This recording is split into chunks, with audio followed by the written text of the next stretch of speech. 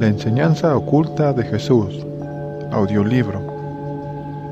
La otra interpretación de los Evangelios, por Ramiro A. Calle. Jesús, un ser realizado de Jivamukta. El célebre texto del sabio Sankaracharya, el Vivekachudamani, o joya de la sabiduría, declara: la libertad se gana por la percepción de la unidad del yo con lo eterno, y no por las doctrinas de la unión o de los números, ni por los ritos ni por las creencias. Quien realiza esa unidad y se convierte así verdaderamente en hijo del Ser Supremo y en Ser Supremo mismo, quien pierde su individualidad aún sin vida misma para ganar la totalidad, tal es un ser realizado, aquel que ha cobrado su naturaleza divina y que a través de la más alta sabiduría, Espíritu Santo, Prajna, identifica su ser individual, alma, Atman, con el ser total, Dios, Brahman. Un ser tal ha abolido absolutamente su ego y todo concepto de autorreferencia en el sentido ordinario. Ha superado su falsa personalidad y la identificación con el cuerpo y la mente. Ve las cosas profundamente tal y como son, desde la pureza de su mente, sin ningún tipo de conflicto, afectación o contradicción, con una comprensión plena y una conciencia amplia hasta sus límites, libre de cualquier contaminación emocional, en actitud siempre amorosa y expansiva, estableciendo en su naturaleza real definitivamente. Desde la más remota antigüedad, en Oriente, se ha creído y propiciado la transformación interior en alto grado para poder desarrollar la simiente de iluminación que reside en todo ser humano, ganar el alma y obtener la liberación definitiva en vida y la identificación con el ser total en todo ser, según la más elevada sabiduría tradicionalmente. Esa reside en nuestra naturaleza real, un ángulo de libertad total, una semilla de conciencia cósmica, conciencia total individualizada en el ser humano. Esa naturaleza real ha recibido distintos nombres según las tradiciones espirituales: Atman, Brahma, Kundalini, Puruska, alma. Es esa energía, sabiduría, de conciencia despierta que anima a todo ser. Esa naturaleza de iluminación, llamásele crística, búdica o yógica, que en principio toda persona con un largo entrenamiento espiritual puede realizar, pero que solo algunos seres han conquistado de modo definitivo. A la persona que ha realizado definitivamente su naturaleza original se le ha denominado en la India un Jivamukta, término con el que se define a un liberado viviente, a aquel que ha completado su viaje espiritual y se ha emancipado de la ignorancia y el apego, identificando su naturaleza real con la conciencia cósmica, realizando en propia vida su divinidad eterna. Él se sitúa ya por su propia naturaleza más allá de toda definición, de todo concepto, aunque todavía arrastra su cuerpo. Es inmaterial, transtemporal, impersonal.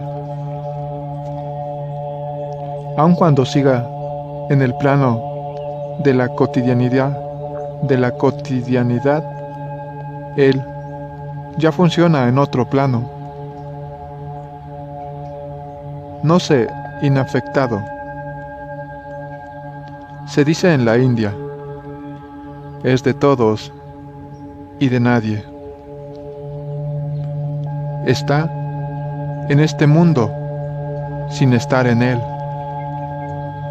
Mientras se halla en su cuerpo, sigue divirtiéndose de los mecanismos ordinarios de la mente,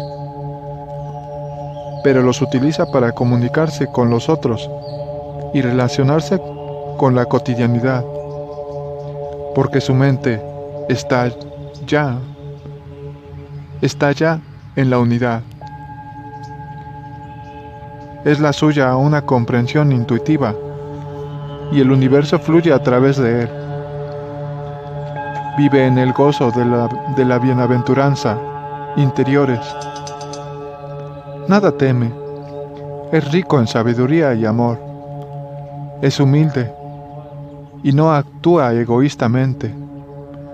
Es sereno interiormente, siempre imperturbable. Es aquel que ha realizado todas sus potencialidades espirituales. Un sabio, aquel que definitivamente ha cruzado de la orilla de la oscuridad y la incertidumbre a la orilla de la libertad y el conocimiento. Dispone del mayor de todos los poderes, el de la realización. Es un Siddha, que significa un sabio realizado, y puede operar sobre las energías de la naturaleza para realizar hechos que resultan sobrenaturales a los ojos de la persona común. Es soberano de sí mismo, testigo inafectado del universo fenoménico, unificado y alerta,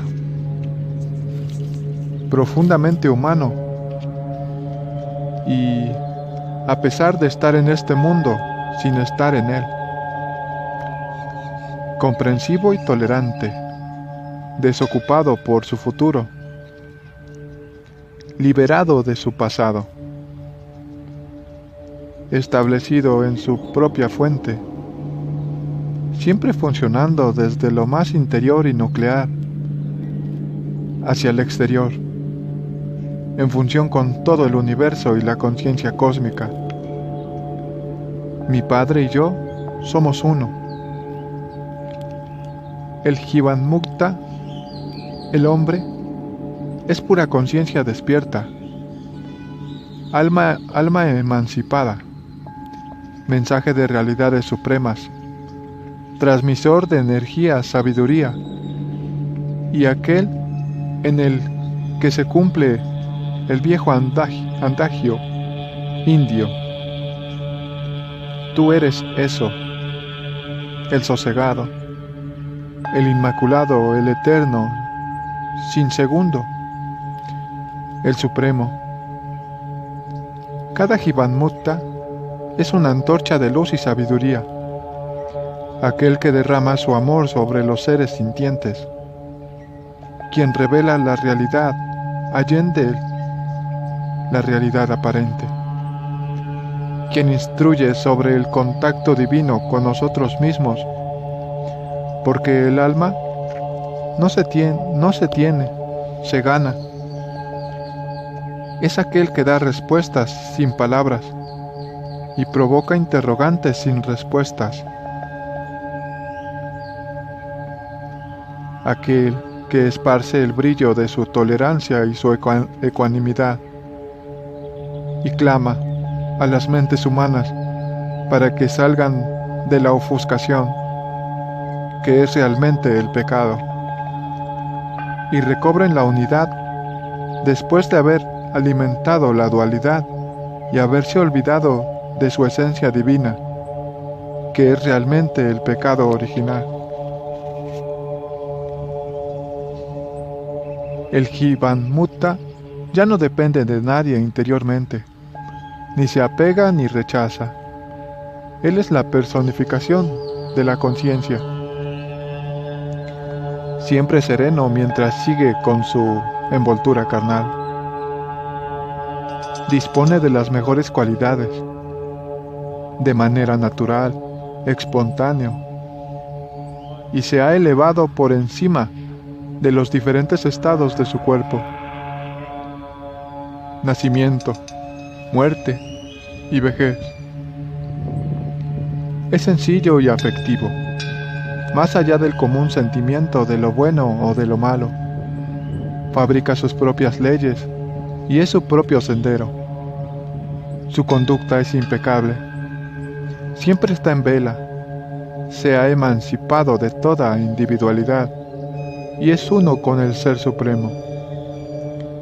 Es sordo al elogio y al insulto. Siempre desapegado. Actúa sin actuar. Está libre de todo temor y no se deja condicionar por las escrituras, las ceremonias o los condicionamientos religiosos o sociales. Su escritura suprema, como declara Swami Bhaktananda, es la vibración en el espacio de la conciencia. Aunque siga funcionando individualmente, él ya es la totalidad. Siempre está absorto en su naturaleza real. Realiza todas sus acciones con un vehículo del ser y está al margen de la dinámica encadenante de los sentidos. Cumple su destino y eleva la intensidad de la corriente de conciencia despierta.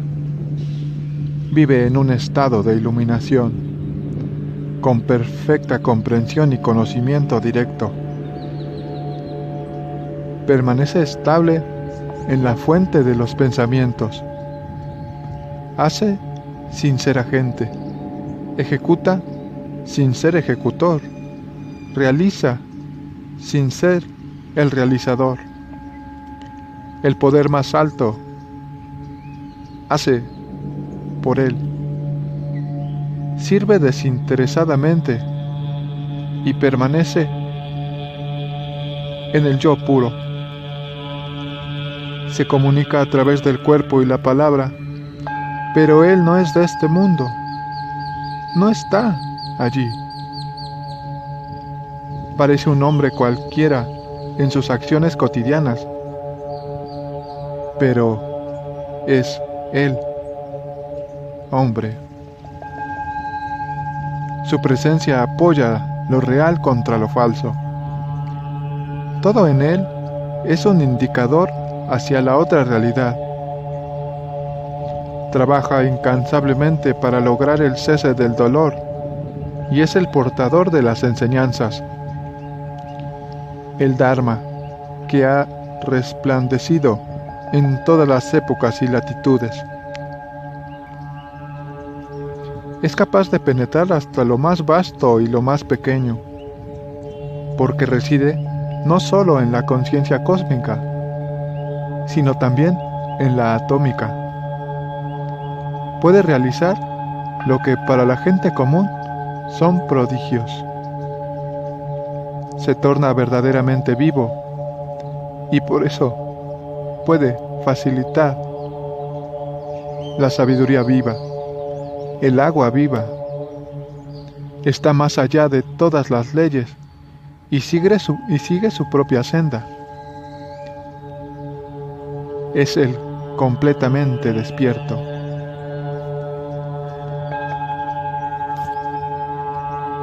Hay una corriente de conciencia despierta, una enseñanza perenne, que desde tiempos inmemoriales ha sido perpetuada por todos los buscadores genuinos, los verdaderos maestros espirituales, y de manera muy especial por los grandes despiertos de todas las épocas y latitudes. Estos grandes despiertos han sido los que han indicado la ruta, los portadores de la más alta sabiduría, aquellos que han señalado el sendero que uno mismo debe recorrer para desarrollar la propia semilla de iluminación y obtener la conquista de la libertad interior. Cuando se desarrolla por completo la semilla de iluminación, se penetra en la conciencia despierta, allende el tiempo y el espacio, y se obtiene lo incondicionado. Para ese estado incondicionado de liberación definitiva, los grandes maestros espirituales han utilizado diferentes términos: iluminación, nirvana, satori, kaivalya, nirvikalpa, samadhi, el reino de los cielos. Es un estado que está en nosotros mismos y que se logra por el propio esfuerzo, mediante genualidad en la moralidad, meditación y contemplación, y aprehensión de la sabiduría.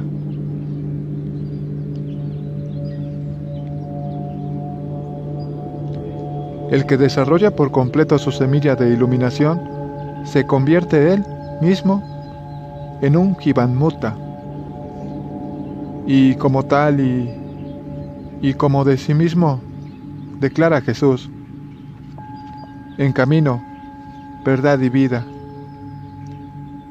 Aquel que completa su evolución consciente se convierte en un liberado viviente, el despierto. El hombre, el Jivanmukta, es el refugio, como señala el Cristo, y quien mejor conquista el hombre airado mediante el amor. Conquista al hombre de mala voluntad mediante la bondad. Conquista al avaro mediante la generosidad. Conquista al mentiroso mediante la verdad. Dhammapava. Aunque todo ser humano dispone de un elemento vigílico y de una semilla de iluminación que puede desarrollar completamente, son muy pocos los que verdaderamente están dispuestos a morir para renacer, o someter a su ego, para que brille su sí mismo y completar la realización. Nunca han abundado los Jivanmuktas, y menos aún los grandes iluminados como Buda, Jesús, Mahavira, Lao Tse o Tilopa. Pero en cada época y en las más distintas latitudes han surgido uno de estos seres iluminados que, a su modo y según la tradición y el contexto en el que se han desenvuelto, han expuesto la enseñanza perenne y el camino hacia la última realidad. Todos estos grandes seres realizados han insistido en el triple entrenamiento personal para encontrar el reino de los cielos que reside en nuestro interior. Ese triple entrenamiento comporta conducta impecable, meditación y desarrollo de la sabiduría. Tales guías espirituales han tenido que acomodarse de manera a las costumbres o ideas de su época y latitud, y han tenido que ser lo suficientemente diestros como para hacer entender y despertar vivamente la motivación de sus discípulos. Los maestros espirituales han tenido que tratar de descender en su manera de expresarse al nivel de sus seguidores, así como en el caso de Jesús. Pueden expresarse de una forma mucho más profunda con sus discípulos cercanos que con los que no lo son. No cabe la menor duda de que Jesús, sobre todo después de un tiempo de haberles instruido, podría utilizar un nivel mucho más amplio y penetrante de expresión con sus discípulos que con el resto de aquellos que acudían a escuchar la enseñanza de sus labios. También, todo hace suponer que Jesús tuvo que realizar un lenguaje más sencillo y cotidiano que, por ejemplo, Buda, así como otro nivel de enseñanza. Buda hablaba por lo general para la gente ya preparada, y entre sus discípulos habían muchos aristócratas, eruditos, sabios y buscadores de otras tradiciones. Jesús hablaba para gente más primaria y menos culta, personas más sencillas, como de hecho lo eran los mismos discípulos más íntimos. De igual manera, probablemente, otros maestros como los tibetanos, Marpa o Milarepa, pudieron alcanzar un nivel de expresión más refinado, porque ellos enseñaban solo a algunos discípulos. Todos los grandes maestros espirituales han tenido que ser lo suficientemente hábiles como para hacer las concesiones necesarias que permitan la filtración de su enseñanza, pero no tantas para que la enseñanza misma se resienta. De hecho, todos los grandes guías espirituales han sido unos verdaderos revolucionarios del espíritu, aunque, como dice Jesús, su reino no sea el de este mundo.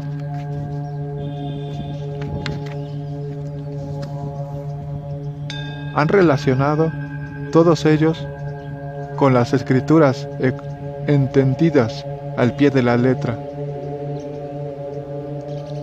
La iglesia organizada, que se ha fosilizado y se ha vuelto corrupta e hipócrita, la burda superstición y el rito petrificado, Jesús no solo fue una excepción en tal sentido, sino que, bien al contrario, criticó abiertamente y sin pudor a aquellos que hacían al hombre para el sábado y no al sábado para el hombre. Como quiera que se dirija a gente muy sencilla, intelectualmente poco desarrollada y muchas veces analfabeta, tenía que recurrir a un lenguaje muy simple y exponer las más grandes verdades de manera llana y que pudieran despertar a algún primer vislumbre entre los que escuchaban. Pero en sus palabras subyace no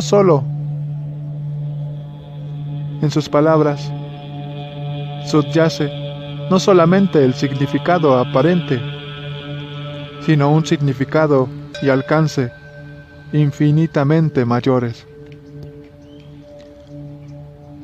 Pone en palabras sencillas el mensaje de la enseñanza perenne, aquel que invita al ser humano a realizar su naturaleza divina, crística, búdica o yógica, como se le quiera denominar. Rescatar el paraíso interno, hacerse uno con el Ser Total, el Padre, mediante la sabiduría, el Espíritu Santo. Para ello se requiere la fe, no la fe ciega, en absoluto, sino la confianza en esa enseñanza perenne en la semilla de iluminación que reside dentro de cada uno y en la posibilidad de desarrollarla por completo para poder llegar al tú y yo somos uno. Jesús habló a varios niveles de comprensión. En el nivel exterior o puramente literal, es el menos significativo, aunque es la puerta de entrada para penetrar en niveles mucho más profundos y de inmensa significación. Su enseñanza fue, toda ella, una guía para el despertar espiritual, para el acrecentamiento de la conciencia y la captación de la última realidad.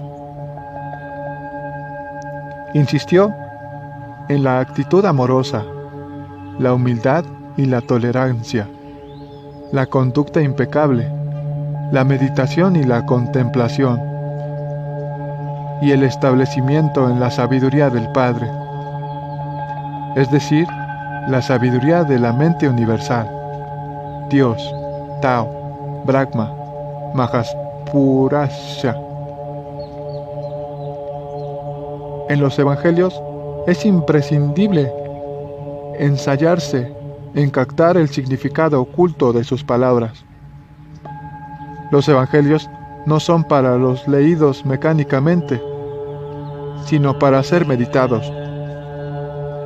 Y por supuesto, para ser indagados e interpretados por el buscador mismo, y no en base a interpretaciones de otros, y mucho menos interpretaciones rígidas o condicionadas por intereses bien ajenos a los de los evangelios mismos.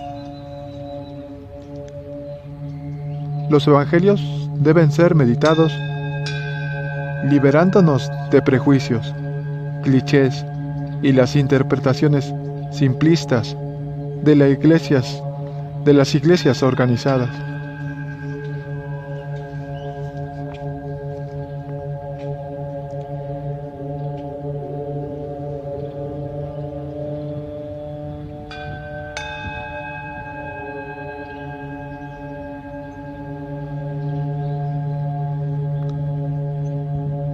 Quienes han sabido perderse en la letra y perder así el espíritu que alentaba esa letra, al haber sido escritos en varios niveles de comprensión, los evangelios pueden ser leídos por buscadores de diversos grados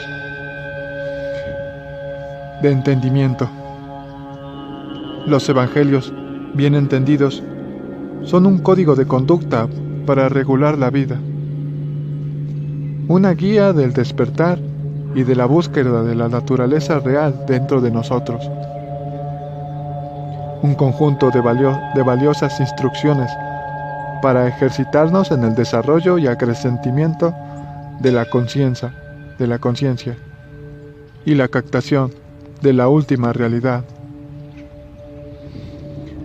Son una invitación a la mente desprejuiciada,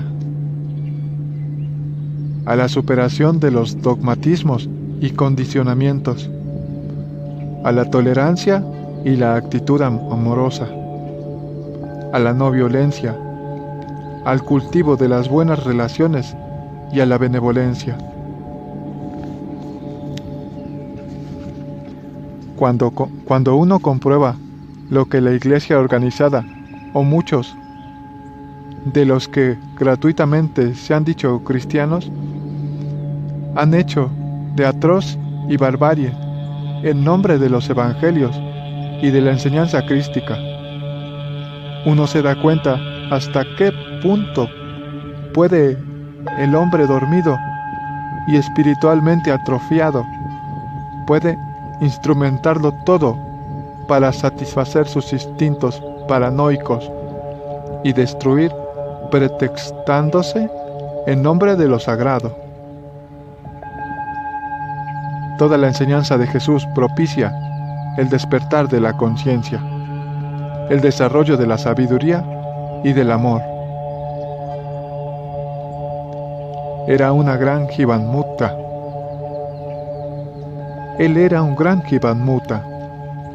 un ser despierto y realizado, que tras haber completado su evolución consciente al filo de los 30 años, comenzó a propagar la enseñanza para colaborar en el despertar de aquellos que le escuchaban, estimulando la luz de su conocimiento y de su corazón para los que ya estaban lo suficientemente maduros. Proporcionó un significado muy alto y de largo alcance, menor por supuesto, para aquellos que estaban solamente en comienzo de la ruta. Sus palabras son, pues, una lámpara para los buscadores, cualesquiera que sea su grado de evolución. Pueden apreciarlo los neófitos y asimismo los seres realizados, como hiciera el gran yogi Ramakrishna. Hay tantos niveles de comprensión en sus palabras, un significado oculto tan profundo que todos los buscadores, aun los más despiertos, pueden encontrar instrucciones valiosas en su enseñanza. Muchas personas no captarán el significado oculto y superior que sus palabras encierran, pero los buscadores más avanzados sí lo harán. Cada uno entenderá, según su grado de madurez, su recta aspiración y su entendimiento personal. En la medida en que uno interiormente evolucione, captará en las palabras de Jesús y de los otros maestros significados que antes se le escapaban. Jesús tuvo la habilidad de expresarse de modo tal que aún los niños pudieran obtener cierta enseñanza de sus palabras. Pero también los buscadores más aventajados. Por otro lado, pudo permitirse expresarse con sus discípulos, sobre todo cuando ya llegaban algún tiempo con él.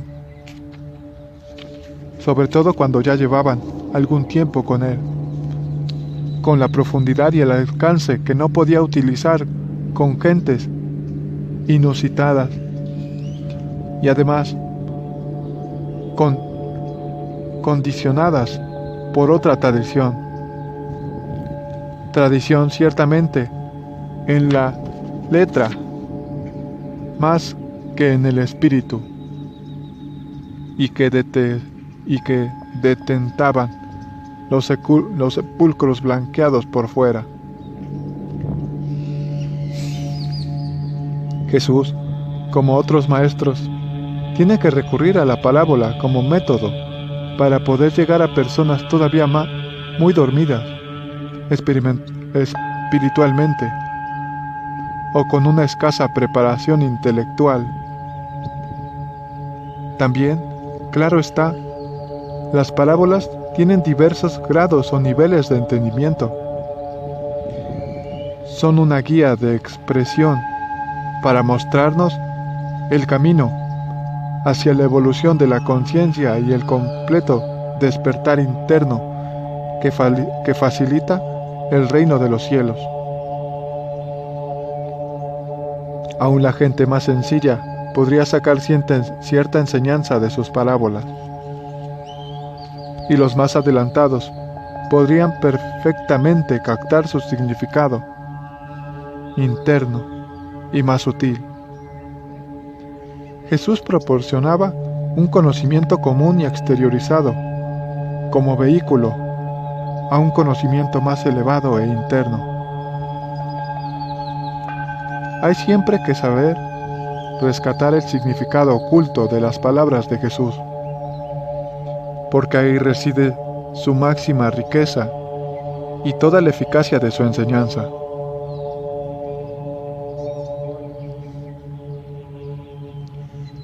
Con sus palabras sencillas, y con sus hermosas parábolas transmitía verdades de orden superior y claves, sobre todo claves para hacer posible el desarrollo interno, para acercarnos a nuestro ángulo de sabiduría y estimular nuestro elemento vigílico. Pero aún, queriendo él descender al nivel de las gentes más sencillas, muchas de sus palabras no han sido fácilmente inteligibles y muchas de sus parábolas escapan a la comprensión común, porque no siempre se puede leer un mensaje en términos literales, pues de ese modo carece de sentido, como entre otros numerosísimos ejemplos. Como dice, dejad a los muertos, dejad que los muertos entierren sus muertos. La enseñanza de Jesús insiste en la necesidad de morir para renacer. No se refiere a la muerte física, porque esa espera a todos los seres sintientes, sino a la muerte del ego y la ignorancia, para poder renacer al paraíso interior. Incluso cuando Jesús hace referencia a cuestiones cotidianas, aún en tales ocasiones subyace un significado oculto y mensajes clarificadores para acometer la búsqueda interior y completar la evolución consciente que desemboque en el despertar definitivo. Pero aunque Jesús sabía ponerse al nivel de aquellos que acudían a recibir la enseñanza, sabía también y perfectamente que había muchos seres humanos dormidos a los que era imposible transmitirles nada, tan embotados que se negaban a recibir enseñanza alguna. De ahí que declaré: no echéis vuestras perlas delante de los puercos. O sea, que no solamente están aquellos que entienden sus palabras al nivel más externo y simple, pero los que se abre una puerta, pero para los que se abre una puerta hacia niveles más profundos, sino esos otros, espiritualmente obsturados, que pueden volverse y despedazar, como el Cristo indica. Las palabras de Cristo son una brújula, un mapa espiritual para realizar el viaje interno hacia el hombre. Es un viaje de crecimiento interno y purificación. Tendremos que darnos cuenta de nuestras deficiencias y subterfugios, a morir a la falsa personalidad y al ego. Comprender que nos arrogamos muchas cualidades de las que carecemos. Concienciar nuestra ofuscación y poner condiciones para ir limpiando la ignorancia de la mente, como la moralidad genuina, no la engañosa moralidad convencional contra la que el Cristo se revela una y otra vez. Trabajo interior y meditación, y un intento por conquistar la sabiduría.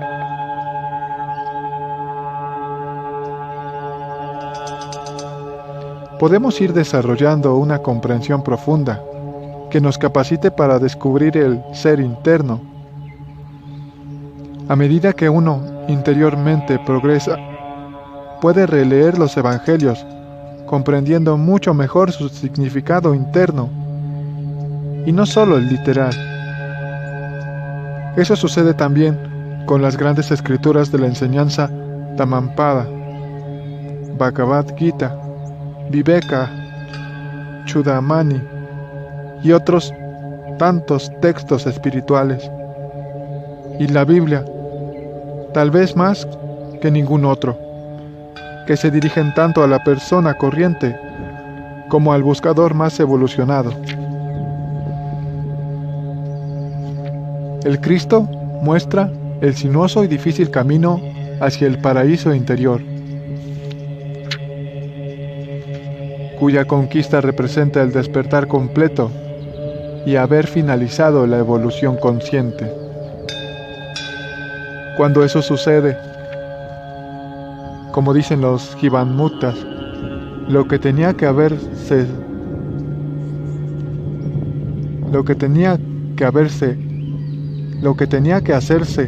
ha sido hecho. El viaje ha concluido y yo y mi Padre uno somos. La persona se establece en su naturaleza divina. Como dice el Vedanta, tú eres eso. O sea, tú eres Dios. En potencia ciertamente, de ahí que todos nacen con la semilla de iluminación, pero otros la ganan. Por eso, muchos son los llamados, pero pocos los elegidos. El ser humano común se encuentra en un estado de semidesarrollo. El Jivanmuta ha completado su desarrollo. Si en el ser humano rige una frágil y vacilante conciencia crepuscular, el Jivanmuta ha logrado la conciencia total. Por eso, el Jivanmuta está en condiciones de transmitir el mensaje de realización, de proporcionar el agua viva, la energía sabiduría. El mismo Jivanmuta, hasta ser tal, ha tenido que trabajar muy intensamente por el desarrollo interno y lograr la transmutación de todas sus energías e incluso descodificar muchos de sus códigos más primitivos. Este trabajo también lo realizó Cristo. Aunque extraordinariamente sabio y lúcido desde niño, como demostró desde su más tierna infancia, tuvo que someterse a un largo entrenamiento psicoespiritual para realizar su divinidad. Él nace ya por conexiones kármicas, como decían los sabios de la India en la sabiduría, porque la criatura que lleva en su seno viene del Espíritu Santo, Mateo, o sea, de la sabiduría, y acuden a visitarle. En tiempos del rey Herodes, unos magos de Oriente. Tales magos de Oriente eran 3 siddhas, seres realizados. De Asia, como tales siddhas, habían intuido la llegada de uno de los más grandes maestros espirituales, el más grande de su época. Habiendo intuido su llegada a este mundo, habiendo percibido que tomaría carne, porque cuando nace el que será realizado, toda la energía tiembla y todos los seres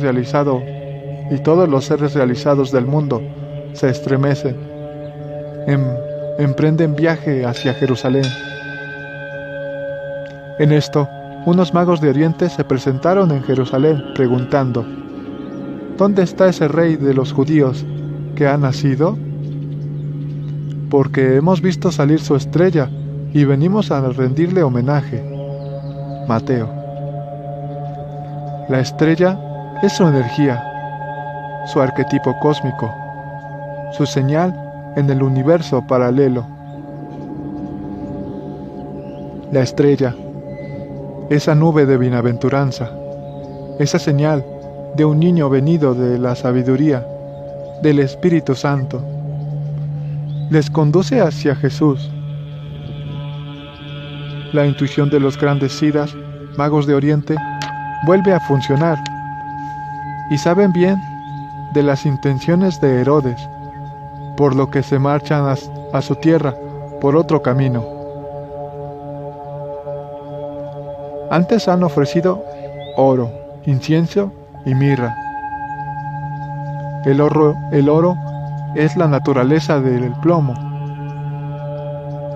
que todos podemos transmutar en el precioso metal. La gran alquimia interior mediante la cual morimos para renacer. Ponemos las condiciones para hallar el agua viva, la sabiduría. Transmutamos nuestras energías en energías de iluminación. Desarrollamos nuestra naturaleza áurica, nuestra real esencia. Jesús transformaría su humanidad en áurica divinidad, sus pasiones humanas en energía espiritual. El oro, para esos magos de Oriente, es el símbolo de la luz espiritual. Todo ser humano puede conquistar su perla de oro, que es el símbolo de la más elevada sabiduría. Incienso es el alimento divino, la energía suprema que todo lo anima.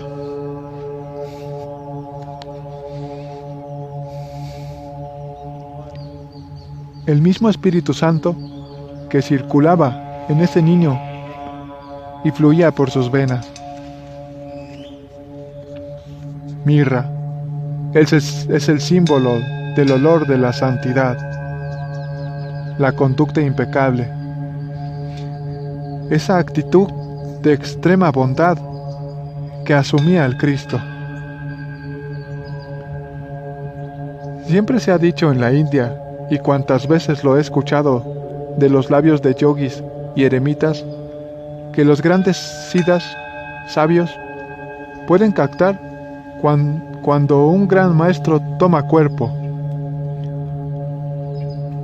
Los magos de Oriente lo percibieron y llevaron a Jesús regalos simbólicos de su extraordinario crecimiento interior y el papel que el destino le hacía asumir en su época. También Isabel, la pariente de María, percibe a este niño con el toque del Espíritu Santo, porque ella misma ha engendrado un niño tocado por la sabiduría. Las conexiones entre Juan y Jesús vienen de muy atrás, y está destinado que los sabios reconozcan a los sabios. Según la enseñanza iniciativa, todo gran iluminado cumple con su destino, su misión. Su misión está predestinada. Un cierto Simeón, hombre honrado y piadoso, Lucas, pero sin duda era más que eso. Intuye la esencia del niño Jesús. Su sabiduría mística, el Espíritu Santo, se le había avisado.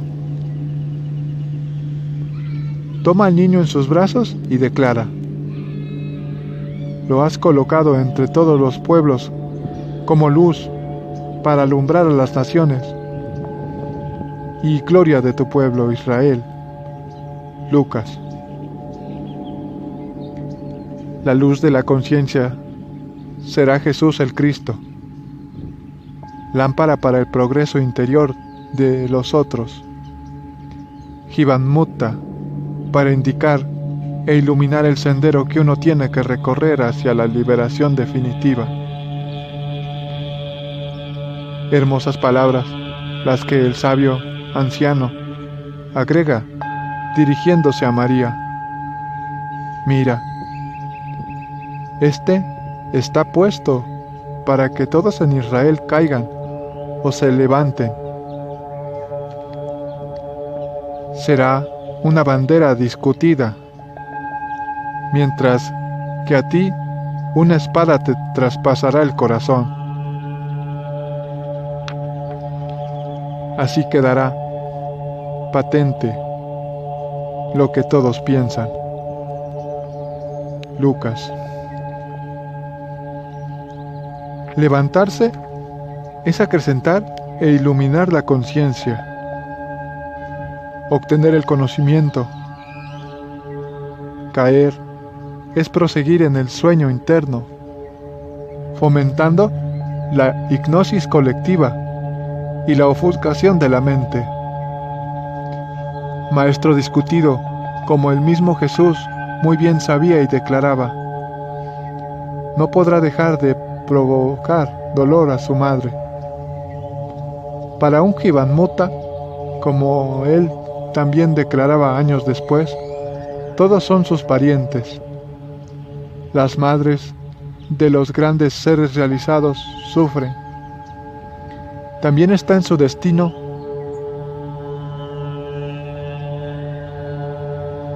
que mucho sufrió la madre de Ramana Maharshi, y no poco la de Ramakrishna.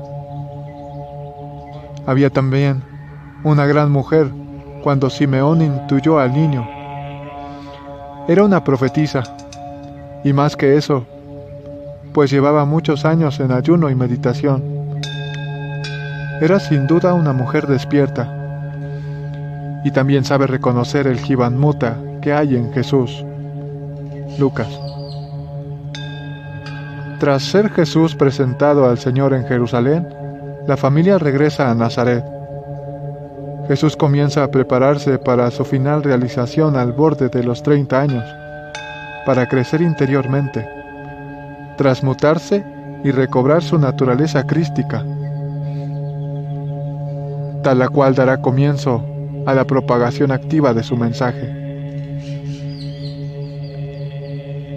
El niño iba creciendo y robusteciéndose, y adelantaba en saber. Lucas. Desde su tierna infancia, Jesús comienza a trabajar sobre su semilla de iluminación, a desarrollarse conscientemente y obtener su final evolución. Era un ser humano a la conquista de la naturaleza divina, como todo ser sintiente, hijo del ser, con el que él, tras un largo aprendizaje interior, logró identificarse plenamente y realizarlo dentro de sí. Cuando conquistó su reino de los cielos interior, se propuso, con infinito amor y sabiduría, propios de un despierto, llevar la enseñanza a los demás.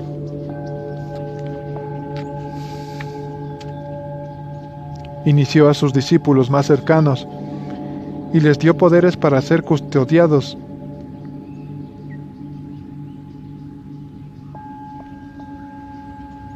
Inició a sus discípulos más cercanos y les dio poderes para ser custodios de la corriente de la conciencia despierta. Tiene el niño 12 años cuando se queda en templo, sorprendiendo con su talento y lucidez a los maestros. La semilla de iluminación ha comenzado poderosamente a germinar en él y le lleva a proporcionar respuestas de desconcertante sabiduría. En Nazaret, Jesús sigue desarrollando su semilla de iluminación y prosigue su crecimiento interior. Tiene que proyectar la luz de su conciencia sobre su naturaleza humana y transformarla. Se va convirtiendo en un verdadero guerrero espiritual, exteriormente blando y amoroso, interiormente combatiendo consigo mismo para completar su evolución. Una búsqueda larga y difícil, a pesar de su gran talento, en la que pasará con muchos grandes maestros espirituales. Por desalientos, pesadumbre, tentaciones y desorientación. Pero su motivación es extraordinaria. Es un genuino Soter, Salvador, Emmanuel, en el sentido de aquel que pone las condiciones para liberarse y hacer posible la liberación de los otros. Desde niño presentía claramente su misión y se aplicaba a la realización de su esencia divina. Por ello, cuando María asustada lo reencuentra en el templo, Jesús dice: ¿Por qué me buscáis? ¿No sabéis que yo tengo que estar en los asuntos de mi Padre? Lucas. Durante años, Jesús acomete su viaje de realización. Iba creciendo en saber, en estatura y en favor de Dios y de los hombres. Era un indagador implacable de la última realidad. Es seguro que investigó sin descanso, fuera y dentro de sí mismo. Estudió, meditó, examinó su conducta, aprendió a pensar por sí mismo, comprobó la esclerosis de la Iglesia constituida, de la tradición fosilizada, dialogó con doctos y sabios, entró en contacto no solo con los esenios, sino también con otras sectas judías portadoras de sabiduría, como los terapeutas. Se ejercitó en su propio control y en el de las energías. Aprendió a operar a niveles sutiles. Muy probablemente, ya crecido, volvió a Egipto, donde tuviera que huir para salvarse de Herodes. Y allí aprendió principios, técnicas y meditaciones y ceremonias que luego incorporó a su enseñanza. En Egipto, por aquella época, había una forma de tradición mística muy elevada que el Cristo supo recoger y perpetuar. Elementos que no encuentran su origen, como autores han dicho, en el paganismo o en el judaísmo, sino en el gnosticismo egipcio, que ciertamente el Cristo sabía muchísimo más de lo que dijo, no cabe duda. Parte lo compartió solo con sus discípulos, y parte lo guardó para sí. Supo lo que tenía que dar y hasta dónde. Lo mismo aconteció interiormente con el Buda, que se limitaba a dar lo que era útil para los que perseguían lo incondicionado. El verdadero maestro selecciona el alimento espiritual para sus discípulos, y es despertar y guía en su búsqueda. Aunque en cierto sentido, como el Buda, Cristo era un maestro de masas. Ciertamente lo era también de minorías.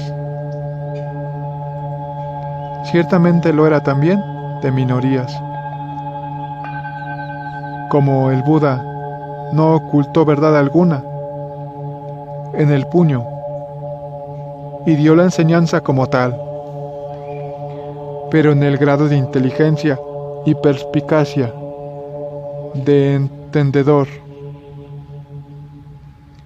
está el nivel a que puede columbrar. Muchos se quedan en lo literal y aparentemente, pero otros llegan a la esencia y al significado oculto, como Lao Tse. Por ejemplo, no era un maestro de masas, sino un yogi huraño. Por decirlo así, se permitió el lujo de ser se permitió el lujo de ser mucho más sutil y expresarse solo para grandes buscadores ya despiertos. Buda y Cristo se manejaron con multitudes y debieron mostrarse muy hábiles para la semilla, para que pudiera la semilla llegar al mayor número posible de seguidores.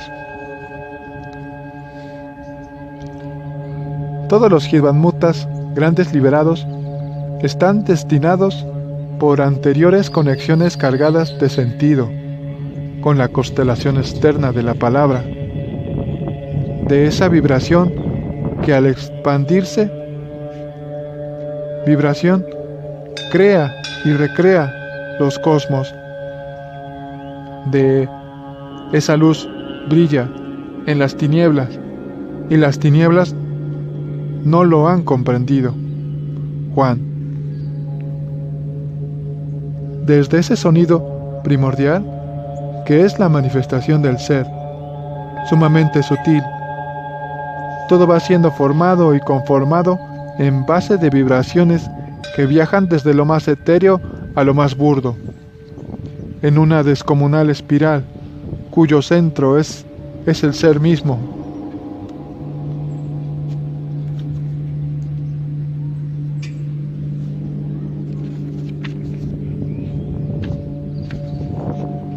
Esa vibración se hizo hombre, y hombre despierto y divino en Jesús el Cristo, un Jivanmuka, en la cadena iniciativa de los Jivanmuttas, que vinieron, y de Jivanmuttas por venir. Todos son uno, y el mismo, y a la vez esa energía anima formas diferentes en diferentes latitudes. Todos son, en palabras de Juan, corderos del Ser Supremo, en cuanto que el cordero es símbolo de pureza, sabiduría y plenitud. Jesús, como otros Jivanmuttas, tiene que realizar su ser interior para poder volverse como el bambú, vacío, por el que circula la energía cósmica, y convertirse en instrumento para el despertar de la conciencia. Desde ese punto de vista, toda su enseñanza tiende a facilitar el acrecentimiento de la conciencia y la completa evolución de la misma. Él mismo tuvo que poner luz en su laberinto interior y trabajar intensamente sobre él mismo para lograr el despertar definitivo y poder declarar: yo soy el camino. Como Krishna declaraba: yo soy el refugio. Es curioso constatar, por cierto, las analogías entre Jesús el Cristo y Krishna. Jesús, nacido de una virgen, María, y Krishna lo es de otra virgen, Devaki. Jesús es perseguido por Herodes y tiene que huir a Egipto, en tanto que 40,000 niños son degollados. Krishna es perseguido por el monarca Kansa de Mathura. Tiene que huir y entre tanto el tirano hace matar miles de niños. Jesús y Krishna hacen milagros y en tanto uno lava los pies a sus discípulos, el otro lava los pies a los brahmanes. Ambos dan la enseñanza iniciática. Cristo muere clavado en la cruz y Krishna atravesado por una flecha, clavado en un árbol. También podemos reseñar que son muchos los grandes iniciados que se dicen nacidos de vírgenes. La virginidad está en la mente y en la pureza del corazón. Pero además, tales iniciados son el resultado de un nacimiento consciente. Así sucedió en María y Devaki, según las Escrituras. Ambas mujeres tuvieron otros hijos, Pero Jesús y Krishna no eran el resultado de un acto mecánico y fueron reconocidos desde la concepción como tocados por la sabiduría. La virginidad de María y de Devaki están en su limpieza de ser y en lo impecable de su devenir. Ambas son espiritualmente impolutas como lotos. El loto siempre mantiene su virginal pureza. Jesús sufre a lo largo de toda su vida. De hecho, todos los seres en la vía del despertar sufren mucho más que otros. ¿Por qué más que otros son conscientes de atrocidades del hombre despierto? Porque más que otros son conscientes de las atrocidades del hombre despierto. Solo cuando realizan la Jivanmuti, liberación definitiva, se sitúan más allá del placer y del dolor, y viven dichosamente en la fuente de su ser. Toda la vida de Jesús está salpicada de dolor, desde su mismo nacimiento, que sepamos como otros grandes maestros realizados.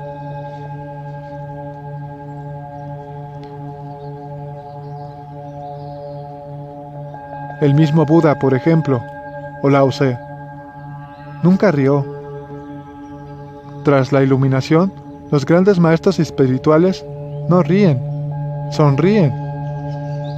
Tal es así por su extraordinaria ecuanimidad. Desde que se iluminó al borde de la treintena, siempre permaneció en vela. Se dice que el Jivanmukta vela mientras los otros duermen. Él insiste constantemente en la necesidad de vigilar, permanecer en vela, despertar, del mismo modo que el Buda asentaba la necesidad de estar atento y diligente. Cristo también invita constantemente a la conciencia despierta. Solo los que hacen por despertar pueden ser fieles a su enseñanza.